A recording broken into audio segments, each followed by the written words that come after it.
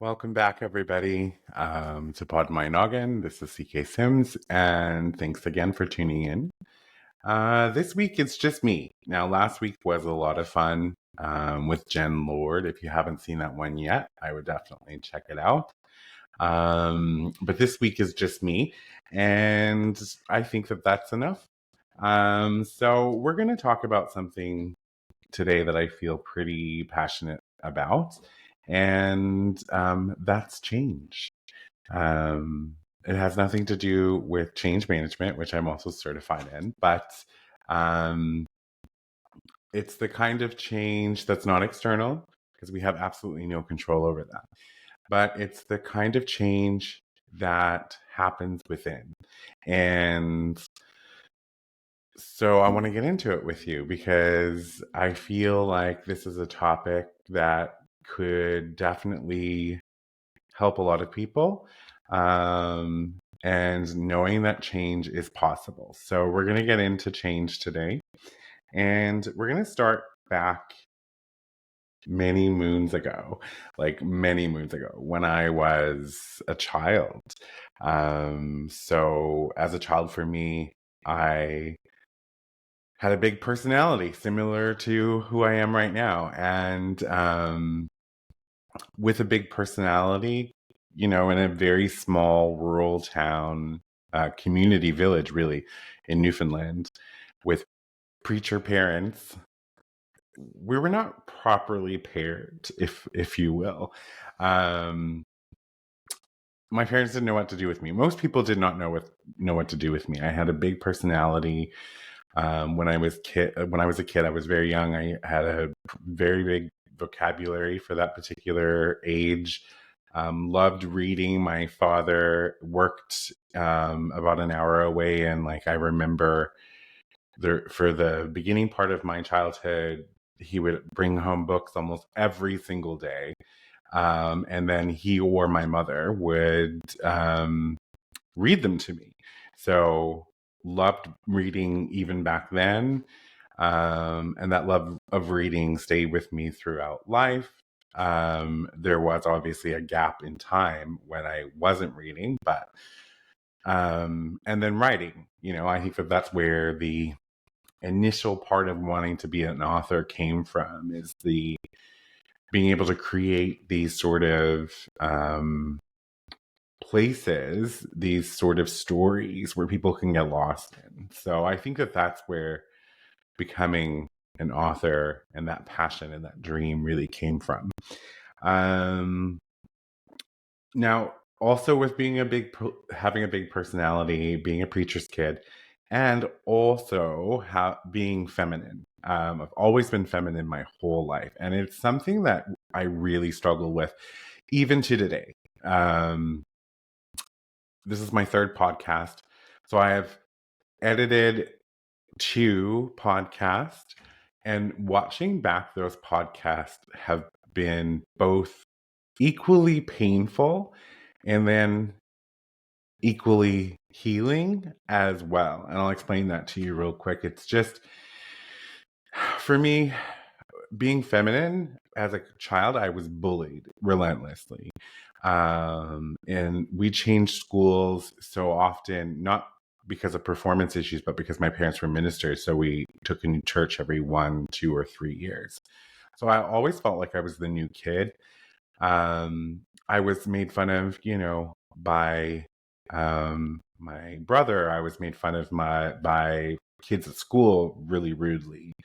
And I was made fun of, you know, even by extended family, like aunts and uncles, one particular uncle for sure.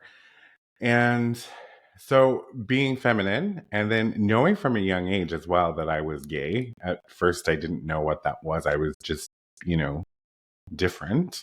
Um, Having that, and then the religious component of it, which I said, you know, I'm not going to talk about because I have strong views, and which this is very true. I do have strong views on religion, but the religious programming that I had when I was growing up was that being gay is a sin. You're going to go to hell. You're an abomination and depravity of God. You know, so all of this was mixed into, you know, people bullying me. So, um, those were things that sort of set the stage for when I was a child. And so now, while I'm, editing and putting these things out, and I'm watching my mannerisms back when I'm being recorded, or this thing that I didn't even realize I do with like rolling my eyes up in the back of my head when I'm trying to think or find the words. I talk with my hands a lot. I'm animated, all of those things. And it's really uncomfortable because that is something I've not dealt with prior. I've not I, I've not had to see myself on video. I've not had to see myself, I guess, reacting to things. Interviewing Jen Lord, last week was really interesting because watching that back, I get so fired up by like wonderful, strong, incredible people. And Jen Lord is that type of person. So like you can see if you're watching that podcast that I'm extra animated, and I'm so powered up and so revved up, and I'm so in like myself. I'm 100% myself in that um moment. And I'm like, oh gosh. I'm like, and the question I posed is, why do you have to be so gay? Right? And then I'm watching it back and I'm putting it out there, and I'm also having in the same breath, having a moment where I'm like, this is you though. Like when you get excited because something resonates with you, or, you know, the way you talk, the way your voice sounds, the way you act, the way your hands move, the way you flutter your eyes, like all of that's you, that's me, right? Like that is who I am as a person when the camera's off and I'm not filming, or that's just who I am. And I'm never conscious of that when the camera's not filming me and I'm not watching it back. So I think what's going to happen is I continue to show up and record these podcasts and be 100% authentically myself. I think a part of me is going to learn to accept that this is really who I am, and I have no interest nor the energy to change that about myself. And this is growth for me because I think for so long there was always that element. A lie that I told myself was that I'm not obviously gay, right? um which was a lie and is a lie. And but like that sort of was like my armor, my way of protecting myself. I'm like, and then I think over the years I came to realize if I just stand still and like walk somewhere, and I haven't filmed myself walking, so if that ever happens in the future, I'll let you know how I look when I walk.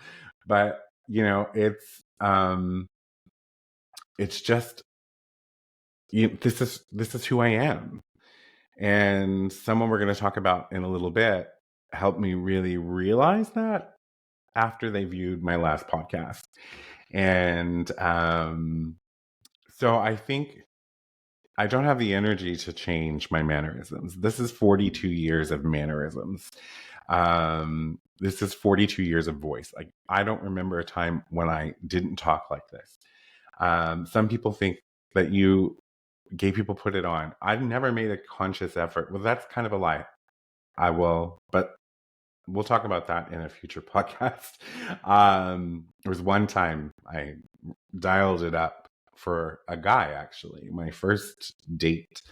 But anyway, I didn't consciously choose to talk like this. I didn't consciously choose to act like this. This is just who I am when I'm 100% relaxed and just being in the moment, right? And my first podcast that I recorded is also me. One of my best friends, Ludo, he often, in the beginning was like, when you're with people, you seem more animated, more high energy. And then versus when you're alone or like with one person. And you're much calmer and all of those things. And I had to explain to him that they're both authentic. I feed off of other people's energy, in the sense, not that I'm an energy vampire at all, but what I'm trying to say is that if somebody's energy is upbeat, or I get really excited about something, like, this brings out that component of me. But then, Ludo, he has really calm energy. So being in a space on one-on-one with him, like, his energy is calm, so I too am calm, right? That doesn't mean that I don't have my moments of getting really excited if something happens, or we see something on TV, or we're out and we witness something. Like, I have my, like, animated moments, but I think it took a long time to make him realize that they're both very much real and genuine. They're just, it's situational, right? When I'm at home by myself, and I'm just, writing, reading, living, I'm very chill, very quiet, all of those things. When I'm out with people, that energy invigorates me. Now, it also drains me. So there's like a sort of a very, like an in, not an infinite, a there's a window, a duration that I'm that way. And then, I need like a couple days to sort of recover and recharge back. So, like, I'm very much the type of person that has to recharge, if I'm in social interactions. So going back to childhood, it's about, big personality, being feminine, and just sort of the bullying, paired with the religious programming that I am an abomination and depravity of God, which I have had said to me, and all of those things. It sort of created like this self-loathing, right? Because I couldn't turn off being gay. I tried praying it away. I tried forgetting about it. I tried everything in my power to just not be gay. And then, it doesn't work that way. Like, I am someone who is attracted to men, straight up. That's just what it is. That's who I am. And so when I graduated high school, I had been sort of persecuted, bullied, you name it. I had rocks thrown at me. Would have to, like, run from the school to the school bus to avoid getting hit by rocks by other kids. There were sometimes there were people in the school that would sort of look out for me in a way, but like, one really big sort of situation that has always stuck with me was this one girl in a small town that we lived in. She was, a year or two older than I was, and we used to meet in this tiny village that we lived in and go for walks and walks and runs. So when we were in the tiny village, we were buddies. We did stuff together. And I remember, as it will never ever leave me, was one particular day they came and they said, because we were at school, and your friends in the village, your friends at school, no? Well, not exactly. So they came to me and we went for a walk, and they just said, listen, like, I don't mind, like, hanging out with you in the village. And I'm obviously not telling you which village or town or community or anybody's names, because this is in the past. But, you know, I'm going to come to you. I'm okay with, being friends with you in the village, but at school, I can't. I'm sorry. Like, I don't want people to get the wrong idea, and like, people are making fun of me and that sort of thing. So, like, just like, don't talk to me at school, but we can be friends in the village. And I mean, for so long, I was just desperate for friendship, attention, that I accepted it in that moment and internalized it, but never forgot it ever. And I think about that, and I'm like, wow. I'm like, I should have told that person to go F themselves in that moment, which this version of CK would definitely do, with no question. But that version, that bullied, persecuted, feminine preacher's kid in a small town in rural Newfoundland, did not have the voice or the confidence to even think of such a thing. So if I could only be their friend in the village, then I was only going to be their friend in the village. And that was enough for me at that moment. And this was, pretty much my life, right? Because I felt like even at home, oftentimes, that I was okay as long as I accepted what I was given and played the part of being, a dutiful Christian son, right? So all of these sort of conditions when it came to like family life and school life and all of that stuff. And obviously, because I had a big personality, I always got in trouble. And when hormones kicked in, I was even 10 times worse without any sort of resources or friendships or guidance that could truly sort of say, okay, we're going to help you. We're going to figure this out together. I did not have that at all whatsoever. So, that was my childhood. And that set the stage for after I graduated.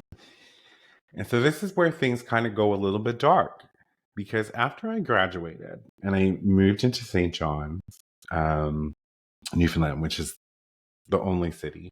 Mount Pearl's a city too, and people from Newfoundland may really hate me for saying this, but they are two separate cities, but they're literally, they touch each other in every way, shape, and form. So in my head, they're always one city. But however, when winter comes and snow removal happens, that's when they're two separate cities. So fellow Newfoundlanders, please don't hate me. So I moved into the city. So for me, after all of these years, I just decided that no longer would I be the one that was bullied. I was going to be the one who bullied. And I didn't know at that time that there was a middle ground. Okay. So I became a bully, and I was relentless. I was mean, heartless, cold. I used people. I was an opportunist, lied through my teeth. And, this went on for years. I think, I moved to St. John's when I was 17 when I graduated high school. And then it was 26, 27 when things started to change. But in that 10-year period, I was not a good person at all. Now, I never did anything to physically harm someone, or anything like that. But I was just like, and when I look back, it was just really awful. I was an awful person, and I've made peace with that. Because you have to make peace with your past. Your past is your past. You can't change it. And I've spent many, many hours in therapy working through it. So, during that period that I was mean and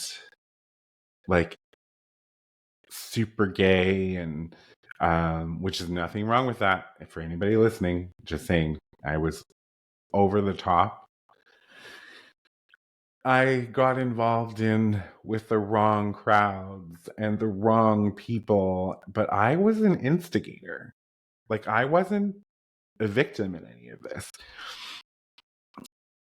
I got involved in drugs, and there was literally there was probably about 2 years of it, but then I always think about like this 6 month period where there wasn't a single day that I wasn't sober, that I was sober, sorry.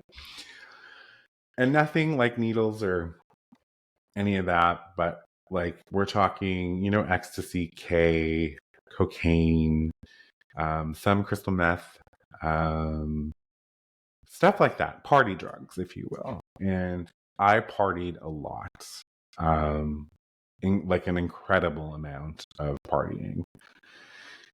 And then I remember that sort of stereotypical movie cliched moment when you wake up one day and you look in the mirror and you don't recognize who it is that you are. And I had that moment. And I wish I could say that after that moment, I changed and became a good person. Nope, that's not what happened. However, I did remove myself from the partying, the doing the drugs, like those type of people. I moved half an hour away, and during that time was still mean, was still calculated, was still using individuals, still lying to my teeth, through my teeth. Like, it all stemmed from being extraordinarily misguided, and then there was such a level of self-loathing, and it was, I bared no value to myself, and because I bared no value to myself, I did not see value in others. I just saw opportunity, right? And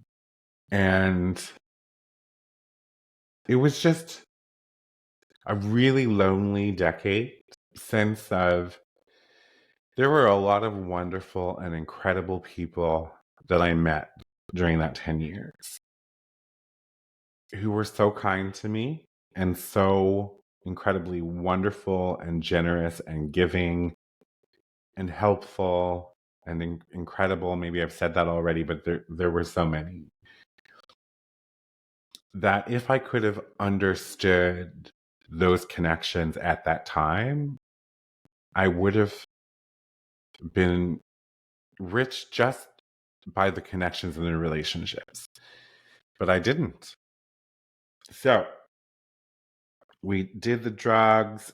So if you see me looking down, it's because I've made notes. And I have to make notes because my brain forgets things very easily sometimes. So one of the call outs I want to make is that 10 years, like I said, was a lonely 10 years. There were a lot of things that happened to me through circumstance where one could say or play the victim in that. But I wasn't a victim. And the call out here is that I was actually, everything that happened to me in that 10-year period was 100% self inflicted. Like, dumpster fire gong show, self inflicted. And I didn't know it at the time, right? I didn't know at the time because at the time I was thinking that the world owed me something somehow. Like, somehow I thought the world owed me something and that I was entitled to something. I don't know exactly where that belief came from, but it was the belief, regardless. So pretty crappy, 10-year period, all self-inflicted, not blaming anyone. I made a lot of shitty decisions, mistakes, moves, like all of this sort of thing. So 2007, when Facebook sort of came around, I had heard a few people talking about it. And then one day I was like, okay, I'm going to check it out. So I check it out, I fill out my profile, I put up a picture, and then I get it. It's not many days later, but I get a message from a person that I had met when I was 17 years old, living in St. John's. And there's a whole story there, but not for this podcast. So, this is Cindy, my best friend. And apparently, she saw my picture. She thought it looked like me. I changed a lot, but she was like, I'm going to send a picture. And her mom was the one who actually said, send him a message. So she sent it a message. We chatted a little bit, and then we realized that we were only literally an hour and 20 minutes away. We're going to sort of focus on, there's so many things I could tell you about that whole experience and perhaps future podcasts. I have a feeling that Cindy and Ludo are going to be regulars because they're my closest people in my whole world, right? And my sister Rebecca, like these are the things. So, but we talked. I went and I visited her and her boyfriend at the time, and I wasn't doing so well, right? Like I wasn't doing so well in life, so the partying stopped. I had burnt all my bridges. I was living in an apartment in Etobicoke. And like I was very much alone. That was it. Like there wasn't anybody really. And I had succumbed to the anxiety and the mental health, which I in part blame the drug use for.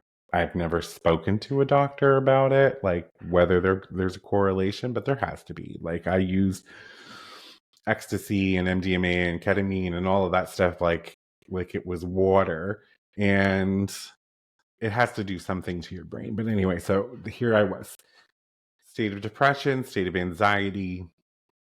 I wasn't really leaving my house a whole ton.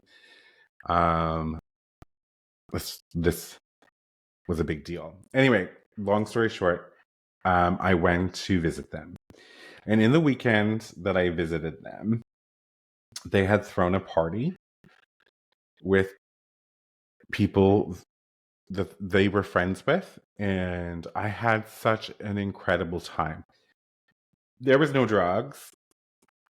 There was Smirnoff Fire, which I don't know if you know about Smirnoff Fire. I don't think it's on the market anymore, but that stuff tasted amazing. But oh, the heartburn you would get.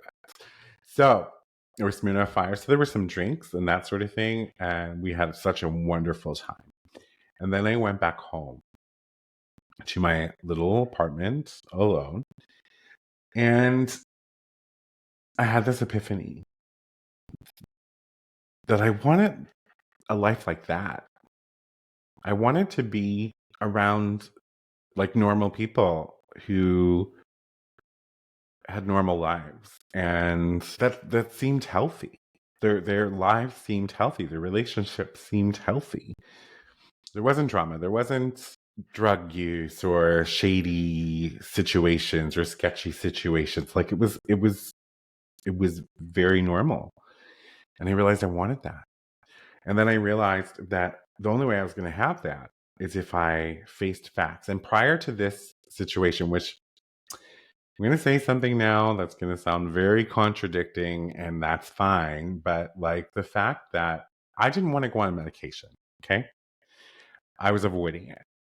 And the reason I didn't want to go on medication is because I thought that antidepressants changed you. And I didn't want to be changed. Like in the way that I didn't want to become a zombie, or I didn't want to be a completely different person or lose my personality or anything like that. But that experience made me go see a doctor. I had already researched what medication I felt I needed. I went and saw a doctor. They prescribed it for me, and then I began that journey. Shortly thereafter, I ended up moving to this town where my best friend was, and I moved in with them. And so this is where change started happening in a different way. So, quickly recap: childhood, big personality, bullied, feminine, adulthood to date until I met Cindy again and moved in with her was a dumpster fire, shit show. A lot of things that were not good things happened to me that were all self-inflicted. I was an awful person, very lost, very misguided, calculated, just awful, cringy person. That's who I was. So when I moved in with Cindy, it didn't take me long to actually start noticing things. Noticing normal human emotion, noticing normal adult relationships, noticing normal adult responsibilities. And there was something that happened that I had never felt before and wasn't emotionally intelligent enough to know if I had. But I hadn't really.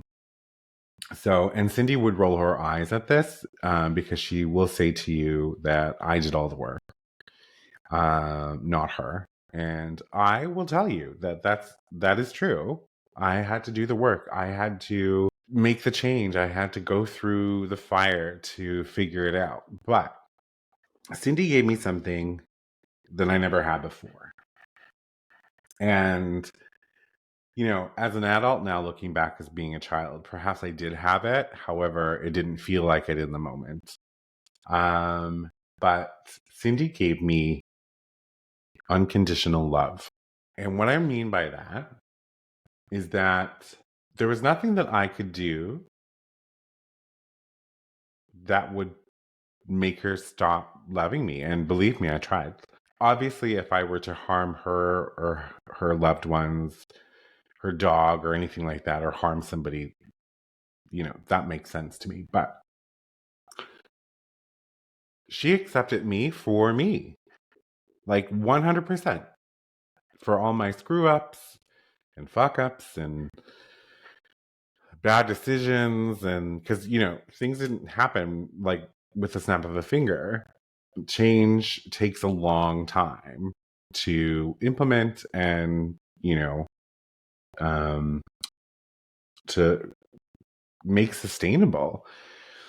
But that unconditional love, when I realized it, because it was never articulated, it was something I realized. I'm like, oh, she literally accepts me for me, all of me, 100%. That was a catalyst. Perhaps the biggest catalyst in my entire life to wanting to be a different person, a better person. And I remember we were walking from Shoppers Drug Mart to her house and we were having a conversation. And Cindy back then was this major pushover and I was still a bully.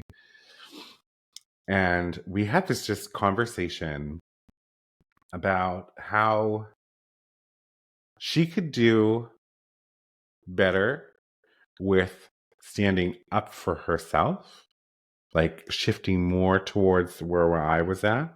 And I could do better by shifting more towards where she was at. And that change that conversation made a lasting impact on me. And the reason is because I hadn't had someone that I could just talk about being so fucked up with before. Like just in a non-judgmental way. Like even to this day, I can have conversations with Cindy about absolutely anything. And it is a judgment-free zone. And it's two ways, like literal judgment-free zone. It's just conversations where you can talk about your deepest, darkest secrets. And okay, you're still Curtis and I love you. Done. That's what it is. Or you're still Cindy and I love you. straight up. And I have that with Ludo as well. So this is the thing I didn't have before. So Cindy showing me unconditional love and giving me a safe space to just literally be who I was, make mistakes, and know that at the end of the day, I was going to be okay. I was going to have a place to come home to. I was going to have a friend to lean on, all of those things. And because of that, I made a conscious decision, which I checked in with her many times. I was never going to use this person because this person was good. I could not. And that was the first time I made a choice to say, no, that is not what this person deserves. They are offering up unconditional love to me without stipulations. But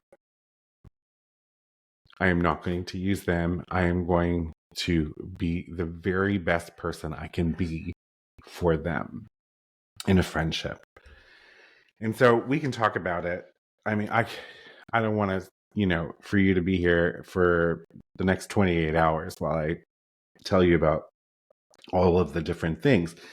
But Cindy offering me unconditional love is what initiated a change. It was the catalyst to a change. And that change did not happen overnight. As I've said before, it was many, many, many, many years in the making. And then when I was 32, I was diagnosed with type 2 bipolar disorder. So I don't know if you've ever had that feeling where your whole life you question if there's something wrong with you. And I always thought there was something wrong with me.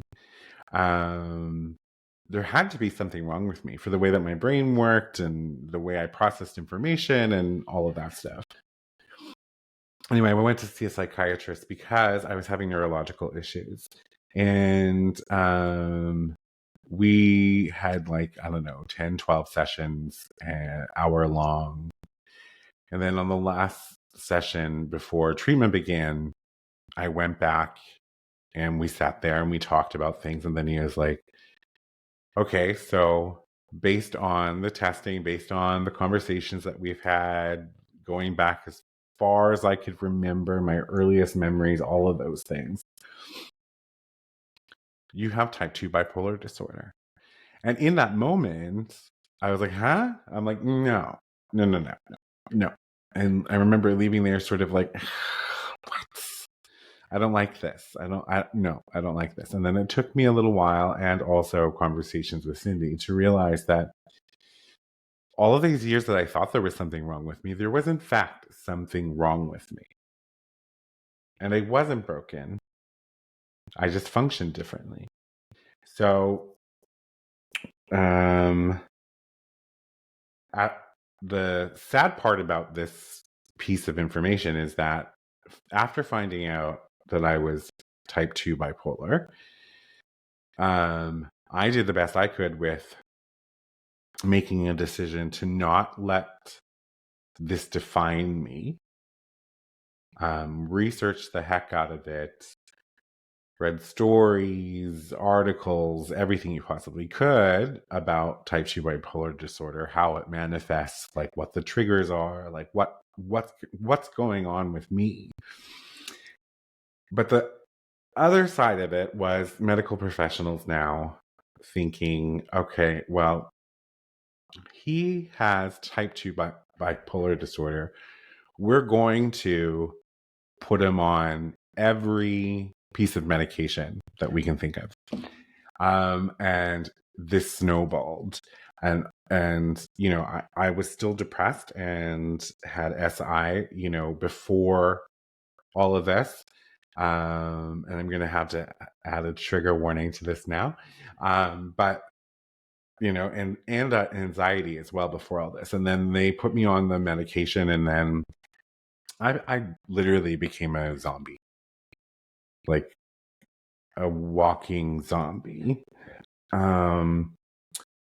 And then we talked about turning 35 and why that turning 35 and what happened at that time was such a pivotal sort of moment in my life on my first podcast. So I won't talk about it now. You can go listen to the first podcast. With the turning 35 and that happening to me, to recap really quickly, Cindy offered me unconditional love, which was a catalyst for change. So the desire there was that I wanted to be a better friend, a better person. I wanted to do better. Okay.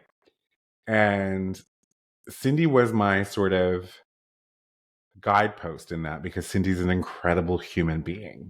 Like, don't even know why she gave me unconditional love to start with, but incredible human being. And I wanted to be an incredible human being. I wanted to be someone who was kind and wonderful and just all of the things that she has. But also, I wanted to at least meet her where she was giving me, right? So that didn't work out for a while, but there was still change happening, right? In me internally, all of those things. It was all leading up to it. So then at 35 happened. And then that's when I had an internal, like, deep, messy, ugly change. And I say ugly because it wasn't comfortable, it wasn't pretty, any of those things. So that milestone for me is why I am who I am today. But I wouldn't have had that milestone without Cindy. And I wouldn't really have had Cindy if I didn't have that decade that's sort of not so great. And then I wouldn't have had that decade that was sort of not so great if I didn't have my childhood. So it's all connected to where I am. So one of the cool things was with Cindy is that, like, there were milestones after we met, like jobs, because I couldn't keep a job to save my life. She taught me what stability looked like. I wanted that. And she showed me how to have that, what that looked like in practice, not just in theory. What it looked like to struggle, but still be okay. What it looked like to maybe not have all the money in the world, but to still make it work, to still eat, to still get your basic necessities. She taught me so much about being a normal person and a good person. So 35. We're looking at now, I've been diagnosed with type 2 bipolar. I had the incident and now I'm on a whole new journey. So what happened from meeting Cindy again and moving in with her to this point is that I was no longer the person I was for the decade prior to that. I wasn't using people. I wasn't calculated. I wasn't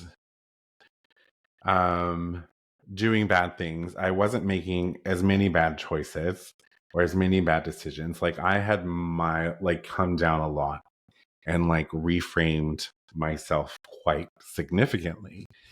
I had started to show compassion for the world, compassion for others. I started to grow into myself, like who I was. And I was able to do all of that because I had a safety net, Cindy. Um, she gave me a safety net, and it was something that she will never know because I'll never be able to articulate, truthfully, how important she was in changing my life. So now I'm reaching new milestones. I'm celebrating a year at one job and a year and a half. And then, I'm celebrating now 5 years at the job, or 6 years sustainably employed, which are huge things for me in my life because they didn't exist before. I'm doing the internal work of reframing my internal dialogue, which I spoke about in the first episode as well, is it was a dumpster fire. It was trash. I felt I had a lot of self-loathing. Every thought was a negative thought, and I treated myself like garbage. It was a way, but it was how I treated a lot of people in my early 20s externally. Just no value, worthless. Full circle karma, maybe. And then I had to take every single thought that I was having, catch it, and then reframe it, and then put it back in. And I spoke about in the first podcast how after 6 months, I have my first day of no negativity in my mind. But the work didn't stop there. The work continued for years and years and years. And then, like I said, I was employed for 6 years consecutively, 2 different companies, but sustainably and consecutively until I was packaged out in November. But that work continued. And what's interesting is that I think throughout the pandemic, I lost some of my coping skills and some of my success, if you will. Like I almost relapsed in how well my brain was at being positive or how well I could combat anxiety. And my anxiety was really high compared to what it had been for say the last like 5 years. Which I think it's not a shock. The pandemic changed everyone on some level. It changed everyone. And so then I was like, at first I went and I was like, well, why is this happening? I'm like, I've done the work. And I kind of went on this sort of like, woe is me pity party. And then was really like, okay, no, you have the tools. You've done this already. So let's start working this together. And, grabbing the thoughts and reframing them and putting them back inside. And then also just sort of the excessive thought, the overthinking sort of returned with a vengeance a little bit. And I've mentioned before that I still overthink. That's a part of who I am. It's just who I am. So, but I had to come to terms with the fact that it's who I am. I'm not going to fight it, but I need to show myself immense kindness when it happens. Otherwise, it's going to consume me. So when it happens now, I'm like, you're having this sort of thought. Okay, but you're going to be okay. History has shown you, resiliency has shown you that you're going to be okay. So the whole purpose of this particular conversation today for this podcast is the fact that change is possible. And, there are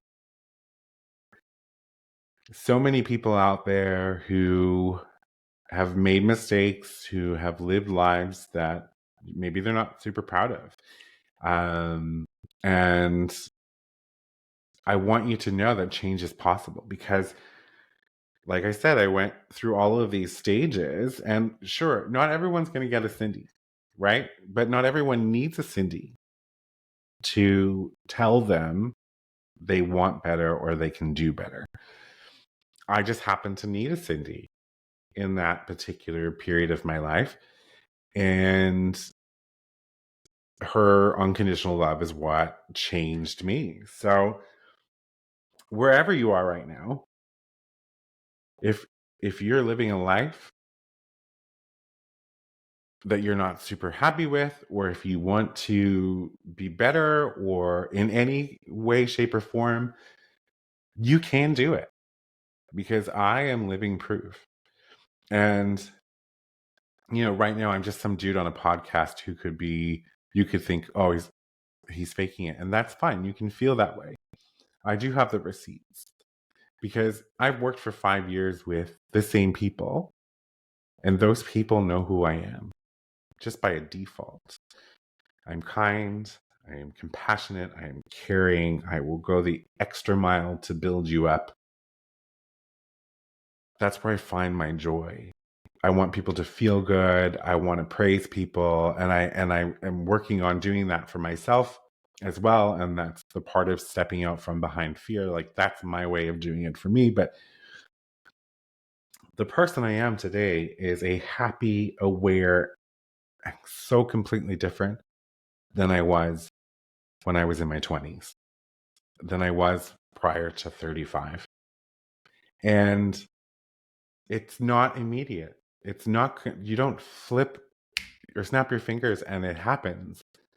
You have to make a conscious decision that you want to change, that you want better for yourself, that you want better for like your mind, your heart, your life. But then there's also the component of accountability. You have to hold yourself accountable, but do so with kindness, because don't trash talk yourself is what I'm trying to say. It's not healthy for you, right? You have to be kind and gentle, and you have to know that as you're making any change in your life, you have to treat that change and yourself as a child, and you have to show that kindness, show that patience, that gentleness to them, to help them understand. And when I say them, you understand that this takes time and nothing's going to happen overnight. Sometimes it's going to take a lot longer than you ever anticipated. What I would suggest from my own personal experience is look for the tiny things and then celebrate them. So, it took 6 months of reprogramming my brain to have a day without negative thoughts. That's actually a massive celebration. And I did massively celebrate that. And I still talk about it today. But during the previous 6 months, there were little things that would happen that I would congratulate myself for and say, like, look, you're doing the work. You can do this. And one of the things that I want to say also is that we need to focus a lot on self-validation. No one can do the change for you. That would be wonderful. Pay $1,500 and tomorrow you're going to be a different person, or you're going to have the discipline to do whatever. Your internal dialogue's going to shift to being like a super healthy, happy person. That would be lovely. I would have spent $1,500 times 1,000 already. Self-validation, self-acceptance, self-kindness, and self-love. The goal of this podcast is to not just say to anybody listening that you can change, but I think anyone in this world can change on a fundamental level if they put in the work. And what is it? 42, so 7 years. I'll be 43 this summer, so 8 years almost post change. Let me rephrase that. 8 years in change. And I'm still on a journey. I don't ever want it to stop. I like the fact that I can literally not enjoy something about myself and go on the inside and say, okay, how are we going to work on reframing this? And I reframe every day. Not to the degree I did at 35 when I started. There's still little things that happen that I'm like, you know what? Let's take that thought and let's kind of change it around. So everyone makes mistakes. Everyone at some point in their lives, actually, maybe not everyone. Everyone makes mistakes. We know this, but a lot of people follow paths that are maybe not so good or doesn't serve them. People in every instance, no matter who you are, where you are today, can change. It's if you didn't realize this before this podcast, please know that this is in fact true. And it's literally the opposite of, that saying that people don't change. And that's also true, because for people to change, they have to want to, right? There has to be a genuine desire inside them saying that they want to change. And the takeaway is, if you want to change, you can change. It won't happen overnight, but you can do it. So that's it for me today. Thank you very much for listening in.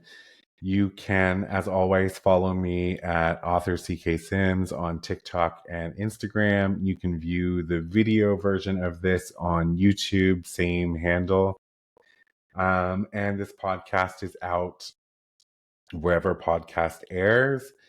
If you're interested in sponsoring the show, you can head on over to cksims.com, where you'll find Bloggin My Noggin, which is my blog, and the contact page. So you can head on the contact page and shoot me a message about sponsoring the show. If you are someone who has a story to tell, who has overcome and thrived, or who have changed their lives, and I want to hear from you. So also head to cksims.com and fill out the contact page, and let's get you on the show so we can talk about that. Until next time, I want you to get out there and live your wildest dream.